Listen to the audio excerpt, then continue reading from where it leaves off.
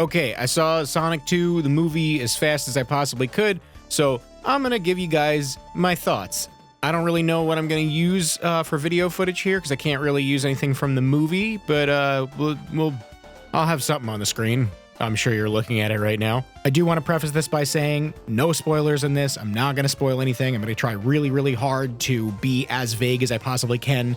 I know my dear friend Nick at Game Apologist had the movie ruined for him as he was walking into it, so that's cool. Quick little rundown first. I liked the first movie. It wasn't amazing, and I have plenty of issues with it, but the bar for video game movies is pretty low. And we all had our concerns and worries because of the initial Sonic character design. And Sonic gets a bad enough rep as it is. So that, combined with the fact that video game movies are never really that good, he really needed to knock it out of the park to not look like a laughingstock. At first, when they showed the original character design, I, like many other people, assumed this was going to be another dumpster fire, but because they were willing to go out of their way to completely redesign Sonic to appease the fans, it gave it more merit and showed that they were actually going to try. So maybe the movie would actually be good. Well, the first movie came out and it was pretty good. It was probably one of the best video game movies I've ever seen. Not that the bar's very high, but it was a good movie. There was a good amount of issues. I wish they had focused more on the Sonic universe characters and not on the regular people, but whatever. It turned out good. It was a quality movie and it was enjoyable. And then the end of the movie came, and then I saw Tails, and then I pooped my pants. I'm not the biggest Tails fan in the universe, but I've said this a million times, Sonic 2 is my favorite game. Now, I know it was the movie was obviously going to be the sequel. It was going to be Sonic 2, but they were adding Tails, so like timeline-wise, like this was Sonic 2, the movie. Suffice it to say, I've been a little excited for a couple years now. Now, once the trailer started rolling out and we saw that Knuckles was going to be included, like this was obviously going to be a very big undertaking. Like, they weren't just doing Sonic 2. They were taking Sonic 2 and Sonic 3 and kind of mashing them together into one story. And obviously, I was wondering how they'd be going about doing that, but I wasn't really concerned about that. I did have some concerns, though, from the first movie. Like, I didn't want them to focus so much on the people characters, and I wanted them to go more into, like, a Sonic universe kind of thing, because the first movie was very rooted in, like, Earth. I wanted this to be a little bit more on the nose about it being a Sonic movie. And though the movie is still very much rooted in, Earth and regular people, it still has a much bigger fantastical element, I think, to it that makes it a little bit more gamey. And I think they did do a much better job this time. They focused more on the Sonic side of things. Don't get me wrong, there's plenty of people in this, but we'll get to that in a little bit. The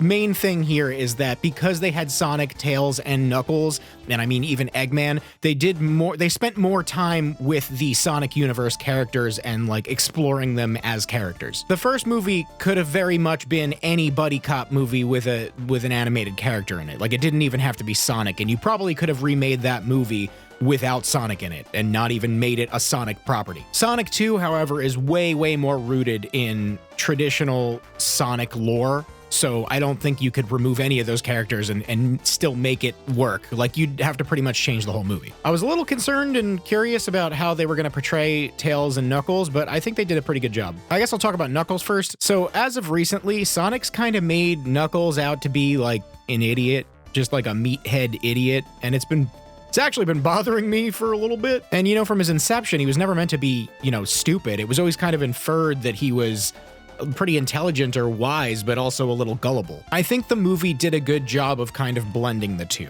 They didn't lean into the stupidity thing, but it was more so, it wasn't that he was stupid in this movie, it's that he was ignorant by no fault of his own. And I think that's a good compromise, because he's not too smart to realize everyone's tricks, but he's also gullible enough to set the plot in motion. It's less about him being unintelligent and more about him being desperate to believe something. Literally due to trauma, but I don't want to give any spoilers. Now, as for Tails, I don't think they could have done Tails more justice if they tried. This has to be like the most perfect movie adaptation of Tails they could have possibly done. Now, my concern was Tails, especially during the time of Sonic 2, was, new kid on the block. Sonic already knew which end was up, and Sonic was very much like a role model to Tails, and he was very experienced. Like, he knew what he was doing, and he was confident. The problem when you bring it into the movies is that movie Sonic is still a kid, and they talk about it in the movie.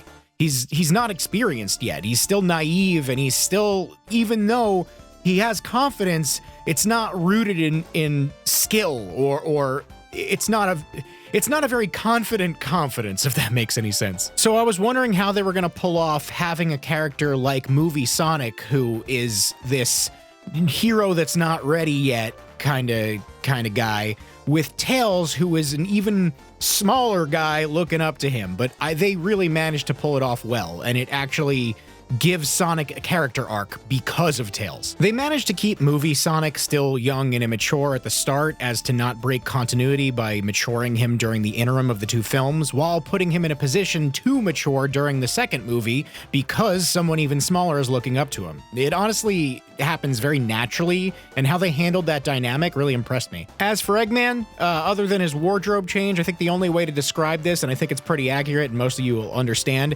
if Sonic 1's Eggman was Jim Carrey, Sonic 2's Eggman is Jim Carrey on 11. If you like Jim Carrey's Eggman in the first film, this is more of that. This is just that on crack. As for his assistant, Agent Stone, they just kind of made him more of a simp. You'll know what I mean when you see it. Now, no movie is without its faults, and Sonic 2 had a few. It did much better than the first film, but there were a few issues I had with it. Like I touched on before, way too many people. There's way too much people stuff going on. The movie really shines its brightest when it's focusing on the Sonic characters. Every time it cuts to the people characters, I don't care. Now, overall, the movie is more entertaining. The first movie was, you know, a buddy cop kind of focused movie, and this one is more of an action movie. And whenever it's focused on the Sonic characters, it's entertaining. Even when it gets, you know, cheesy, it's still entertaining and fun. But every time it goes to the Earth people characters, it becomes the most boring thing in the universe. Like, I don't care about any of these characters at all. Even this one part of the movie that I didn't particularly care for, there's like a dance scene, but it's still about Sonic and Tails, so even though that part is dumb and not necessary and obviously just injected into it because it's a kid's movie, so we gotta put a dance scene, it's still about Sonic and Tails, so I'm still kind of in it. But the movie will randomly take these breaks to do scenes about just the people characters, and I could not care less. Now, normally it's not too bad, but there is one series of scenes that overstays its welcome by like 20 minutes. It felt like 40 minutes. I don't know how long it was. It was probably about 15, 20 minutes, but God, it felt like forever. It focuses solely on the people characters, and then it has the audacity to like get into this side plot. The main plot completely derails, leaves the building, and tries to do this heartfelt scene with two characters the movie hasn't even given us time to get to know, much less care about. It tries to have this emotional moment, and I promise you, not a person watching this movie cares at all, because A, they're here for a Sonic movie, and B, even if they had the capacity to care about these characters, the movie hadn't spent enough time establishing them to even get anyone invested. It's like genuinely bad writing, and I have no idea what it's doing in the movie. But other than that, the movie did a good job. I think for the most part, all the scenes where the Sonic characters were the focus, they pretty much nailed it. Like, yeah, there's some corny cliche lines that are in there for the kids, but that's to be expected. Although I think this one was a little heavy-handed with the fart jokes. We could dial those back. Now, once again, I don't want to spoil anything, but just know that there's gonna be a third movie. They're gonna do a third one. And honestly, I think the only way to improve going forward is to just keep focusing on those Sonic characters in the Sonic universe. That's when this movie shines its brightest. And I didn't even touch on this, but there's like a ton of Easter eggs in this movie that are there specifically for the fans. And I think if they keep trying to like dig their heels in with like appeasing the fans, this is just gonna get better. This movie franchise just goes to show that maybe you should listen to the fans of your property if you're gonna make things based on it, instead of trying to bastardize it for the big screen. Now, I do want to address the elephant in the room. Came out recently that Jim Carrey might be retiring from acting.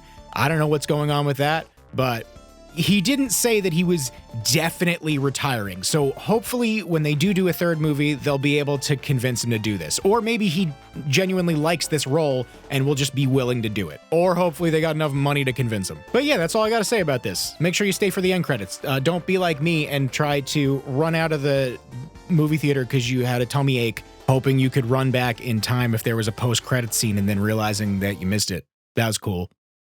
Hey, thanks for watching the video. If you liked it and want to see more, there's a couple other videos right there you can check out. And if you want to see everything I upload, subscribe and then tap the bell icon.